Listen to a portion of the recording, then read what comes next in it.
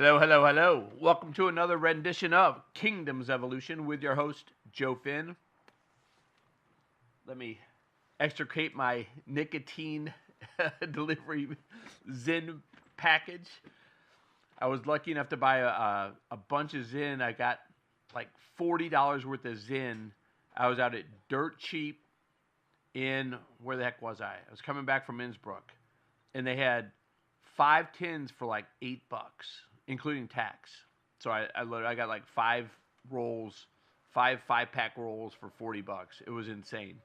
I was like, how much money do I have? I should have bought more. I don't I don't advocate that you do nicotine.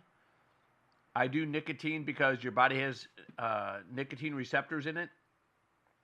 I don't think nicotine, although it's addictive, I don't think nicotine in and of itself is bad for you. However, it's addictive, right? So whenever you do something addictive, it's not necessarily good for you because it's hard to moderate things that are addictive. So, but nicotine, the pouches, I've been on for probably a couple years. I love them, but then again, I'm addicted to nicotine. So it's you gotta, the price you pay, all things in moderation. It is hard to moderate addictive things. Title of the show: Charlie Phobia. So I'm gonna start the show since we're gonna since the title of the show is Charlie Phobia, and I don't like doing this. It's not my favorite part of the show, but sometimes it's kind of fun to listen to what people say. So, Charlie Phobia. A phobia is an anxiety disorder defined by irrational, unrealistic, persistent, and excessive fear of an object or situation. Charlie Phobia. Phobias typically result in a rapid onset of fear and are usually present for more than 6 months. Those affected go to great lengths to avoid the situation or object to a degree greater than the actual danger posed. If the object or situation cannot be avoided, they put a bullet in it. That wasn't on Wikipedia. They experience significant distress. Other symptoms include fainting, which may include a blood or injury phobia, panic attacks. Around 75% of those with phobias have multiple phobias. Trump phobia, Charlie phobia, Miller phobia, America phobia. The reason I got on this is because for some reason it's not funny. This isn't funny. You won't find this funny. But the communists, so one of the reasons why the communists in America, socialist communists, have teamed up with the Muslims, aka Mamdani in New York, one of the reasons why the communists have teamed up with the Islamists is because at the end of the day, the communists think they'll be able to just kill the Islamists. And same thing with the Islamists and the communists. The communists think at the end of the day, they'll just be able to kill the Islamists, right? The ones that don't kowtow to their cult. And the communists think the same way about the Muslims. Like at the end of the day, they'll just the imams that don't toe the line on Islam, they'll just kill. That don't convert to Islam and become part of the thuggery of Islam.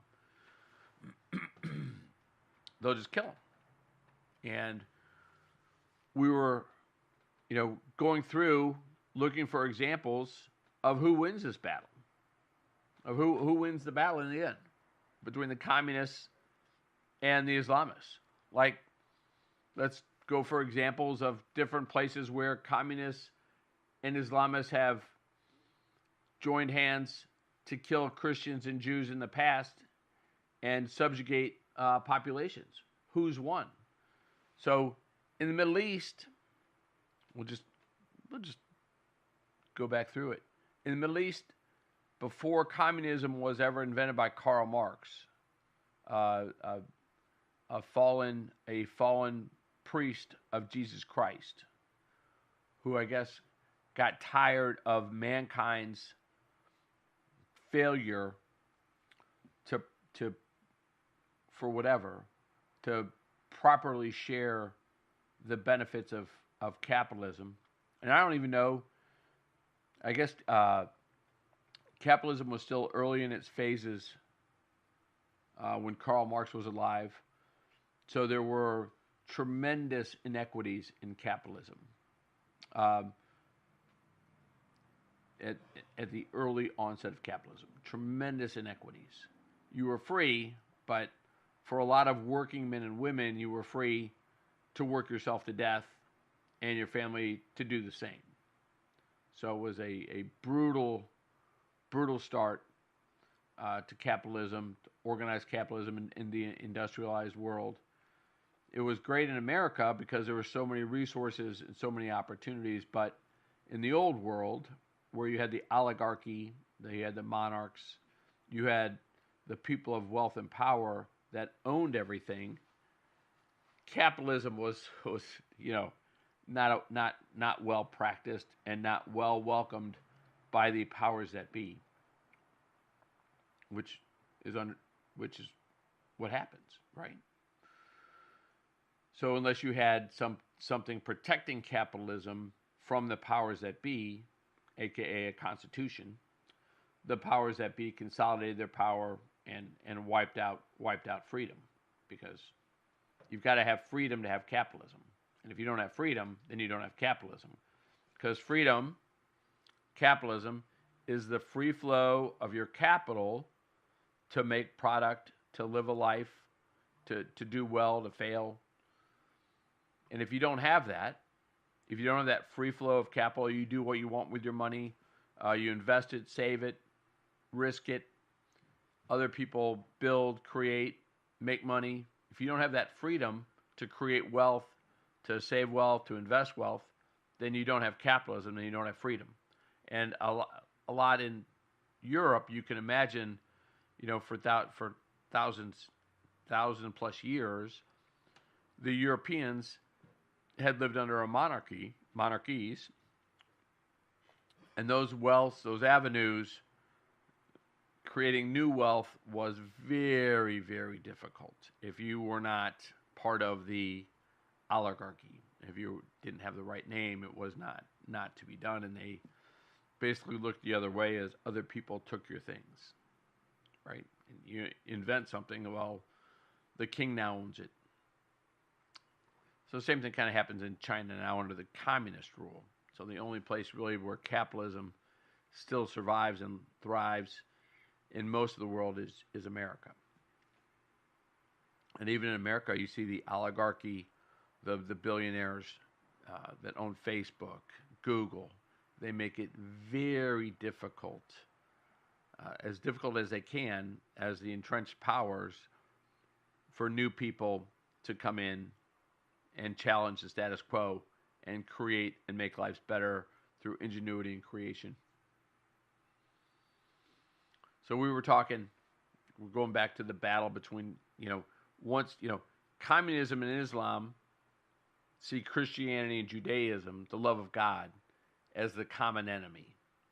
So when Zamdami or Mamdami or whatever this guy is, this wicked man's name is in New York, gains power, that's how he's gaining power. He's combining the communist socialists with the Islamists, and that's how he's going to take over New York. We don't live in a thugocracy. We don't live in a mob rule country. But mob rule is about to come to New York. And what happened in London under Islamic communist rule, is about to happen to New York, unless it's stopped. I don't think Islamists or communists should be able to hold uh, power, government power in a free country, because none of them, neither one of them, can say an oath to the Constitution of the United States. They can't, and so why should they be allowed to wield power, even in a populist, even in an elected state? People that don't swear an oath to our Constitution should not be allowed into public office. They just shouldn't be. That's my opinion. I don't have a phobia. That's it. A phobia is an irrational, unrealistic, persistent, excessive fear. I don't have a phobia about Islam. It's neither irrational, neither unrealistic. Persistent is just it is a persistent concern, and it is not excessive, because it's not excessive. I'll tell you why it's not excessive. Forget all the Islamic rape gangs in England that the police have aided and abetted, either by not prosecuting, and it's not just the police, it's the government officials that brought in the Islamists that raped the little girls, the Kafurs, as they call them in England, the white non-Islamic girls of England. It's not the gangs themselves, it's the police officers that don't stop them. It's the magistrates that don't stop them. It's the politicians that invited them in. What else did they think would happen? Well, the Islamists knew what would happen, because the Islamists are the ones doing it. The communists knew what would happen because they understand Islam. They've joined with Islam to destroy your world. It's not irrational. It's not irrational. It's not unrealistic, because I've got an example in London, England. So that is what's coming to New York. And you're wondering, like, how did we go from Kirk phobia? How do we go from Charlie phobia to talking about Islam and communism? It's like, because I just want to point out that a phobia is an unrealistic fear. Unrealistic. And as always, I really haven't scoped out this show, so I really don't know where it's going. This is in real time. This is like inside the mind of Joe Finn. I started the show. I called my wife because I had forgotten what we had discussed, and what we had discussed was, how has China, communist China, handled Islam? And our answer came back to organ donors, right? So in China, the communists, the godless Satanites that are the Chinese communists, their solution to Islam is, you are now an organ donor to the Chinese Politburo and to all those who follow the communist faith. That's what they've done to Islam in China. That was their solution. So the battle between Islam and the communists in China is obviously being won by the communists. Because although Islam in the Middle East was there before the communists, there weren't that many Islamists in China before the communists took over. So there's more communists in China, probably more Christians. They're coming. Probably more Christians in China than you would believe. My guess is just due to the mass population of China that there's more Christians in China than anywhere else on the face of the earth. Maybe India, China. But these mass populations that haven't found Jesus Christ, even in small percentages, it's still millions and millions of people. But the people with the guns, the communists in China, don't want to partner with Islam to control their country because they don't have to. They already control it. So what is their solution to the Islamists in China? Organ donors. And when I say organ donors, I'm not talking about voluntary organ donors. I'm not talking about dead organ donors. I'm talking about living, breathing human beings whose organs are harvested while they are alive, simply because they believe in Islam, or because they believe in Jesus Christ, or because they don't bend a knee to the Communist Chinese Party.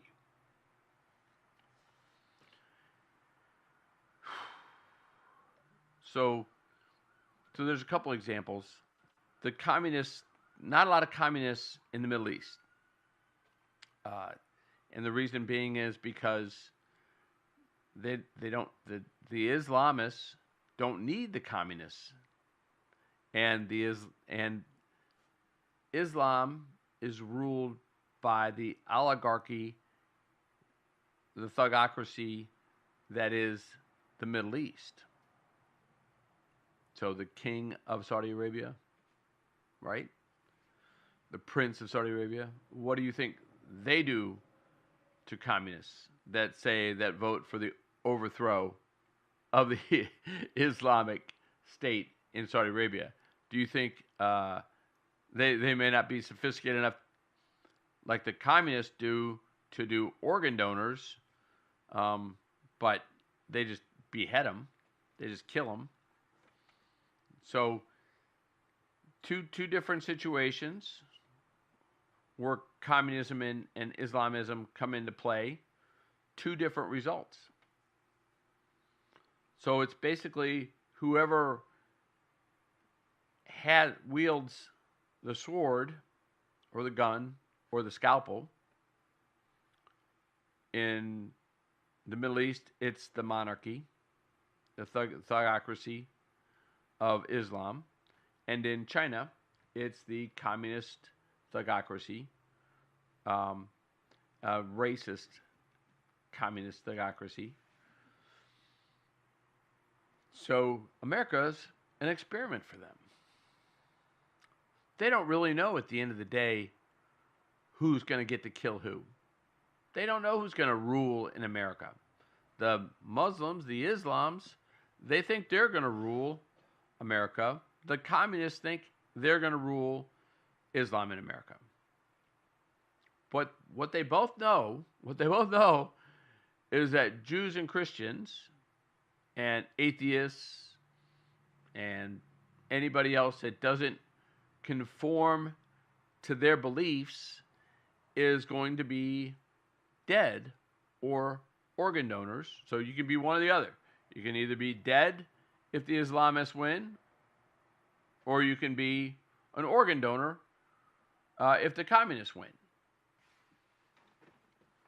It's not irrational.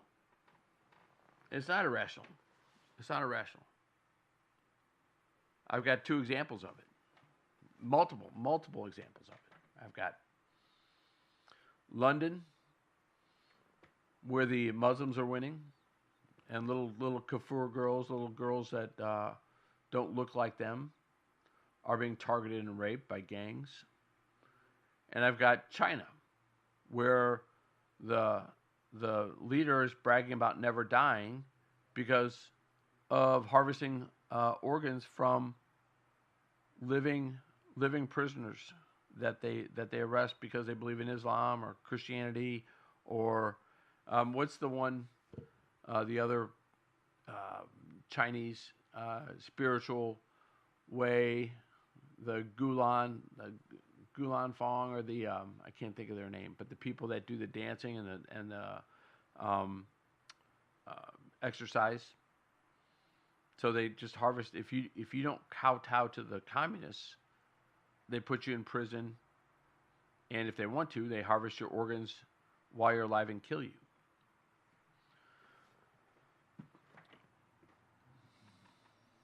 So those are not phobias. Those are not irrational. I don't want to be killed for my organs. Not that after 40 years of hard drinking and hard playing, my organs would be of worth to anybody. But I don't want to be a live organ donor. You don't want to be a live organ donor. I don't want live organ donors. I don't want my wife or my daughter or my son. I don't want anybody that I love or care about, my brothers and sisters, my friends. I don't want any of them to have to kowtow to the communists so that they don't become an organ donor for the leadership of the Communist Party. Who would be the leadership of the... Who would be... Let me ask you a question. Who would be the receptors of live organ donors in America? Nancy Pelosi, Charlie Schumer, AOC, Ilhan Omar. Do you think, for 1 second, Amy Klobuchar, Senator Warren, who's the one that says get in their faces? Maxine Waters.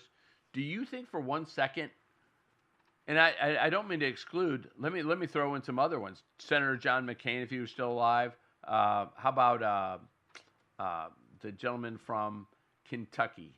Oh my gosh, what's his name? He's retiring. You don't think American political leadership would be okay with organ harvesting if it meant they got to live another 20 years? Bill Clinton, Hillary Clinton. I wouldn't be surprised. So Tim Walz from Minnesota. You don't think Tim Walz and his wife would travel to China to benefit from an organ donor or an organ transplant? Do you think they'd ask where the organ came from?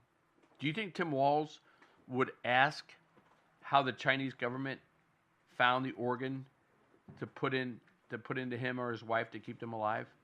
Do you think they'd ask? Do you think they'd care? I don't think they would. So power is corrupt. Power can be corrupted. There's only one thing that keeps power from being corrupted, and that is Jesus Christ, freedom, and the American patriot. That's it. That's all there is in the world, in the universe. It's the American patriot. If it doesn't start here, it gets wiped out all over the world. All over the world, just gone. The powers that be use anything they need to use to wipe it out, including Islamic rape gangs, organ donors, to wipe it out.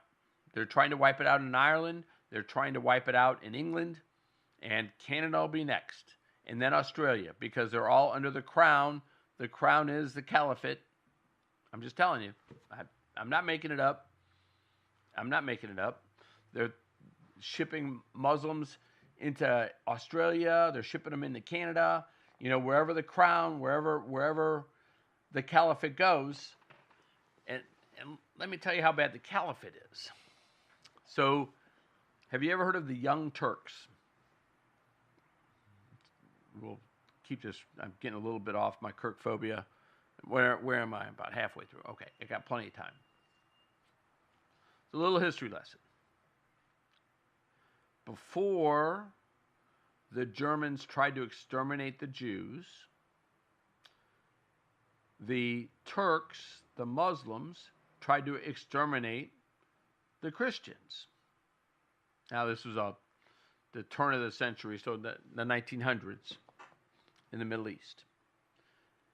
And they formed what's called in Islam a caliphate. And you're probably wondering, a center for love and generosity, a caliphate.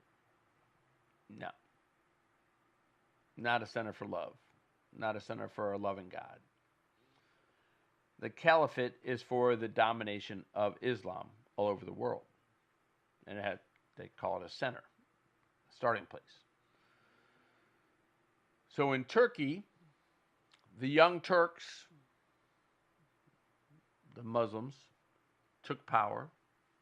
This is before Nazi Germany, start of the early 1900s. So not that long ago. Not that long ago. And there was a country next to Turkey called Armenia. Now, Armenia was not a violent nation, not a militarized nation. Didn't have a lot of resources. Just had basically an agrarian population. Christian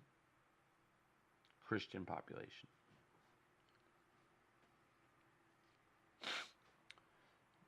Nothing pisses Islamists off more than Christians. Jews maybe.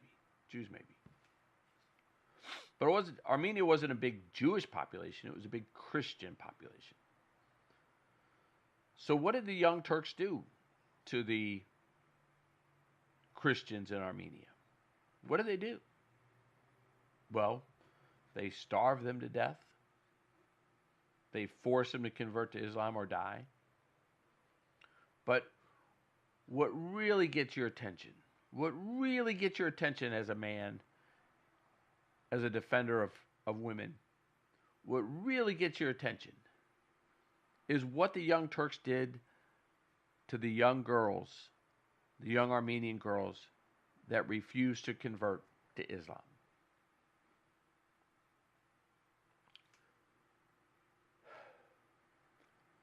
When a modern day Muslim honors the savagery of what these Islamists did to young girls that would not convert to Islam by naming their TV show after them, it's not that they don't understand history. It's that they're asking for it to repeat. And so what did St. Cour and all these people that help out with the Young Turks TV show root for?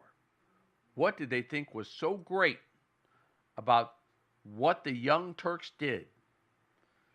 And the Young Turks was a political movement. It wasn't just like kind of like a grouping of young Turkish Islamists. No, it was a political movement that called themselves the Young Turks. What did they do? And this is for those of you that are soft of stomach. Please, you might want to stop the show here, because tune back in. I'll do a break, and we'll come back to Charlie Phobia.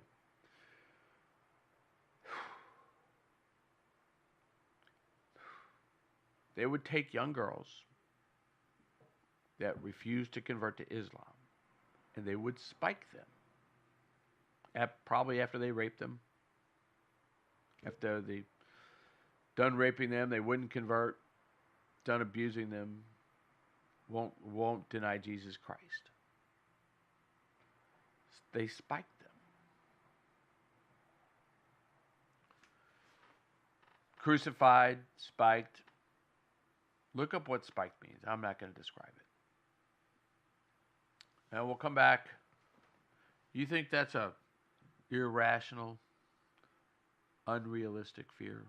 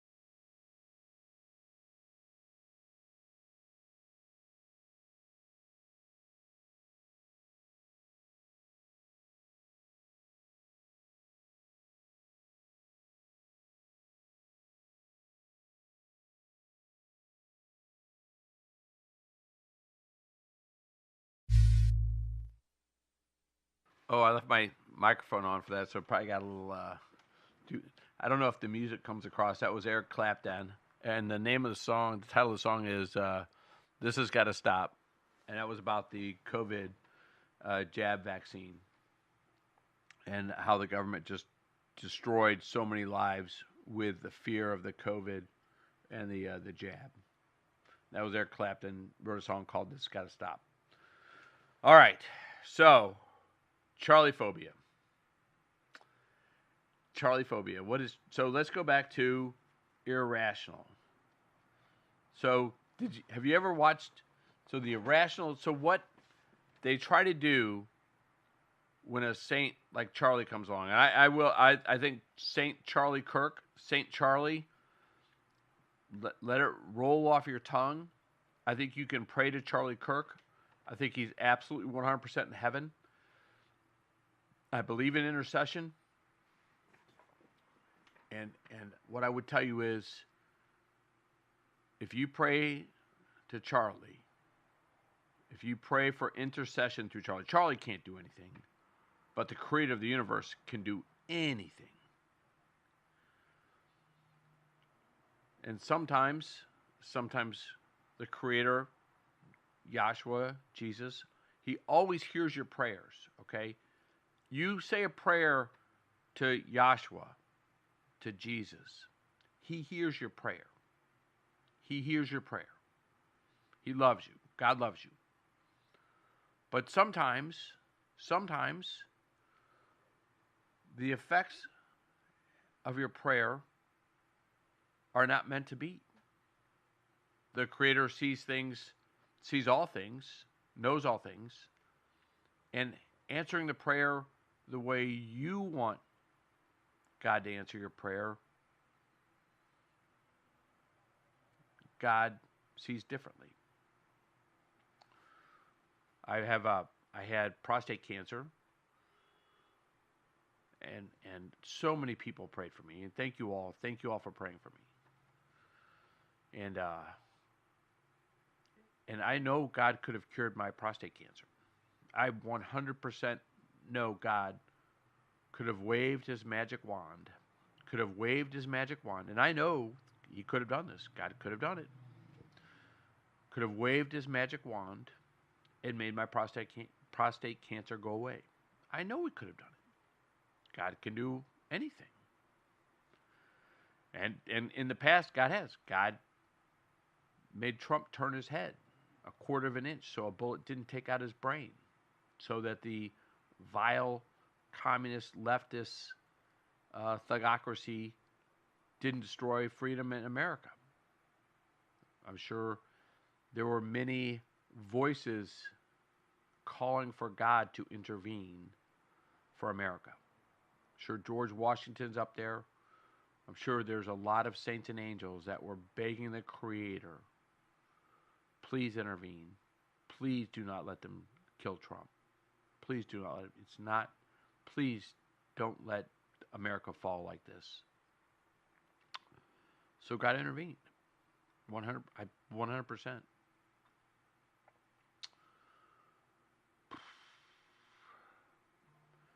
The point being is, if you pray for intercession, sometimes the voices around God will affect the Creator's choices.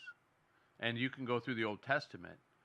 There have been pleadings from the Creator before, like with Sodom and Gomorrah. The pleadings, and I don't know who the Jewish, I can't remember the entire story, but I do remember there being pleadings about finding good men in the cities so that not everybody in the cities would get wiped out. Right? And God listened. And I think God does hear not just our prayers, but he does hear. And I want to thank everybody for praying for me. It just wasn't meant to be. So I had surgery, and maybe God did hear your prayers, and surgery was successful. I don't have cancer anymore. So maybe God did. Maybe that was God's way of answering prayers, as opposed to just not having cancer anymore. Maybe that's something anyway, it doesn't matter. But my point is, God hears all of our prayers. You say a prayer, God hears it. You curse God, God hears it. When you say Jesus' name in vain, Jesus hears it. Jesus hears when you pray.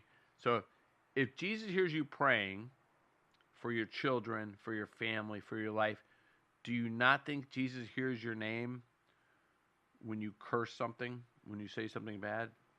And guys, I am a sinner, hypocrite. I'm a hypocrite. I beg forgiveness from my Lord Jesus for my failings, because I've been terrible, and I still fail. Follow the Charlie rules. Go, read the Bible every day. Read the Bible every day. One verse. I read one chapter every day now since they took Charlie from us. I read the Bible, one verse every day. Old Testament, New Testament. I switch back and forth, but I read one chapter out of the Old Testament or one chapter out of the New Testament, wherever my beautiful Bible turns to that day. Bible sales are through the roof. They're through the roof for a reason, because it's the Word of God. And it's enlightening, it's empowering. The verse I read today was about King out of the Old Testament, and I'm terrible. I'm going to butcher these stories, but it was about King Nebuchadnezzar or whatever, and the destruction of an entire city. And God told him it was coming because they didn't listen to His word. They didn't listen to His word. God destroyed an entire city. He allowed an entire city to be destroyed by King Nebuchadnezzar or whatever his name was. And I was just thinking, well, why would the creator of the universe allow an entire city to be destroyed because they just didn't listen to what He said? Because God, I don't know why. It seems like a cruel God, but at some point, I guess the Creator wants people to listen to Him. Listen to Him.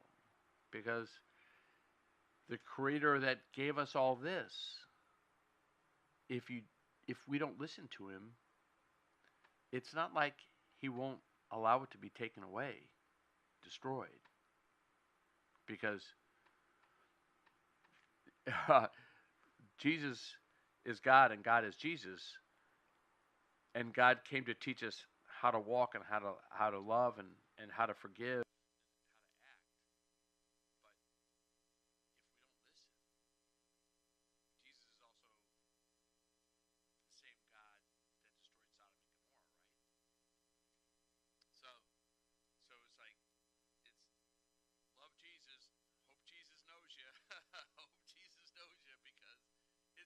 God. It's the same God. It's the same God. You know, when you read some of the chapters in the Old Testament, you know, God is not, the kind, benevolent.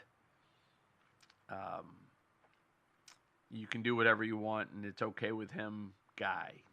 That's not who God is. That's not who the Creator is. You were made for a purpose, and God wants your love.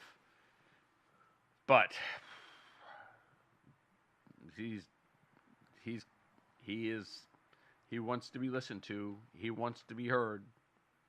And the Old Testament has story after story about those peoples that don't listen to God. And He's given us Jesus, so we can listen to Jesus, right? We can listen to Jesus, and that's a better way to go. So, Charlie Phobia. I'm finally going to get to my show. Get to my show. So you see the reels about Charlie, and they're all brilliant. Honestly, if you're not watching reels of Charlie Kirk, I saw one reel the other day that made me cry. It was "Forever Young." They were playing it to "Forever Young," the song. Oh my gosh! and they showed Charlie from when he first started being a political, from when he first started after college, or I don't think he went to college, but when he first started as a young man advocating for Christian principles and economic freedom in America from when he started a family. Oh my gosh, guys. Oh, what a brilliant guy. So what is a saint? What is a saint? So a saint is somebody who dedicates their life to the word of Jesus Christ. Charlie Kirk absolutely did that. A saint is someone who lives his life as Jesus taught. I think it's safe to say Charlie Kirk lived his life as Jesus taught. The last thing that is a saint, according to the Catholic Church, the church built on the rock of St. Peter, is that they intercede for people in this world from heaven. They're able to bend the ear of God with their pleadings in heaven for beautiful things to happen in our world. Don't think for a minute that Charlie does not have the ear of Yahshua. Don't think for a minute that Charlie Kirk cannot bend the ear of Yahshua. I may not be able to bend the ear of Yahshua. Yahshua would probably just tell me, go play hockey, go do something, leave me alone. It's like, you're not intelligent enough for me to listen to you. You need to go away. You need to go play. You need to go someplace else. But Charlie Kirk was brilliant, a brilliant image of God. And I think through Charlie will be a saint. Charlie is a saint. I think he already is a saint. I think he's already been in it. You think Charlie stopped? You think Charlie went to heaven and went to his own world? No. Charlie Kirk is still in this world, of this world, through his memories, through his reels, through his intercession with Jesus. Charlie Kirk is still 100% present in this world. 100%.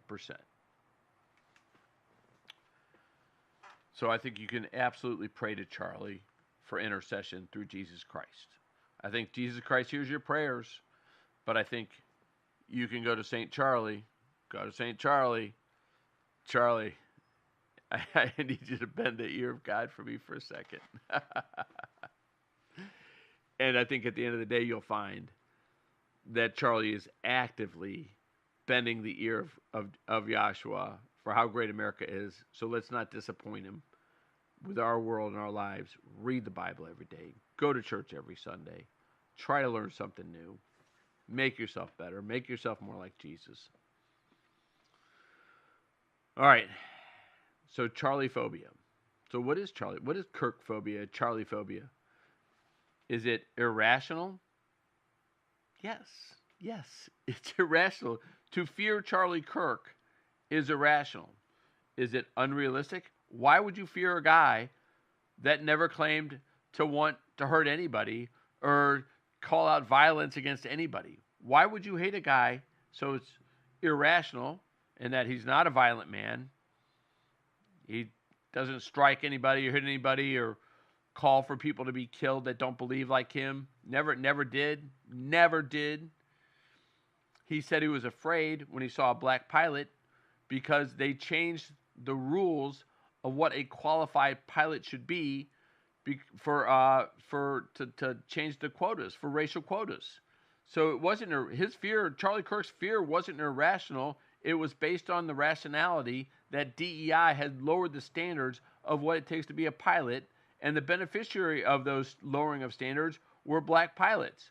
So it was not irrational for Charlie Kirk to say, when I see a black pilot, I'm afraid because I don't know if they lowered the standards for that pilot, for that person to become a pilot. It's not irrational, that's rational. So to call Charlie Kirk a racist for saying that is unrealistic. And then to continue to call somebody that said there was no difference in human beings, like they've done the genetic studies that show there's no difference in human beings in the DNA. None. The only difference in the DNA between a white guy, a black guy, an Oriental guy, a Hispanic guy, the only difference in our DNA is skin color. That's it. Pigmentation. That's it. The DNA coding is the same. We are all images of God. So how's that racist? How is that racist? It's not. It's not racist. Charlie Kirk was not a racist. So to consistently call him a racist, that's persistent, that's Charlie Phobia. And who calls him a racist? Who calls him a racist? Who kicks TPUSA off their campus calling Charlie Kirk a racist? Charlie Phobia. The people that suffer Charlie Phobia. Excessive fear. So excessive fear of thought. Excessive fear of word. Excessive fear of dialect, of talking. So the anxiety disorder. The anxiety disorder of leftists is off the chart when it comes to Charlie. So they absolutely suffer Charlie Phobia. 100% suffer Charlie Phobia. Who suffers Charlie Phobia the most? Care to guess? Care to guess who suffers Charlie Phobia the most? Women who believe as a sacrament of their very being in abortion. That's who suffers Charlie Phobia the most. And do you know why they suffer Charlie Phobia the most? Because Charlie was the greatest advocate of my lifetime for explaining why a human being, their existence begins at conception. Unforgiving, relentless, beautifully explained scientifically and spiritually that when conception happens, a human being exists, and we should celebrate it from conception on. And I can't do it. But Charlie can. Charlie did. Charlie was fearless. We should honor him with sainthood. We should honor him every which way we can, and we should strive to be more like Charlie, read the Bible every day. Because if we're more like Charlie, we will get closer to the Creator. We will get closer to Yahshua. We will be better for it.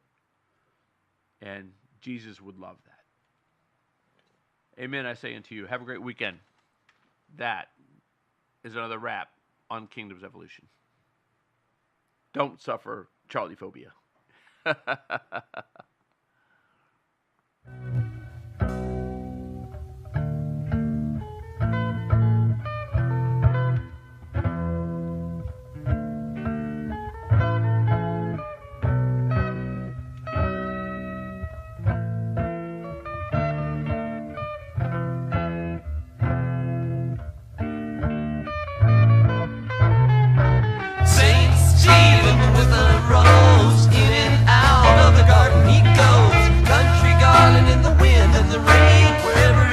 The people all complain.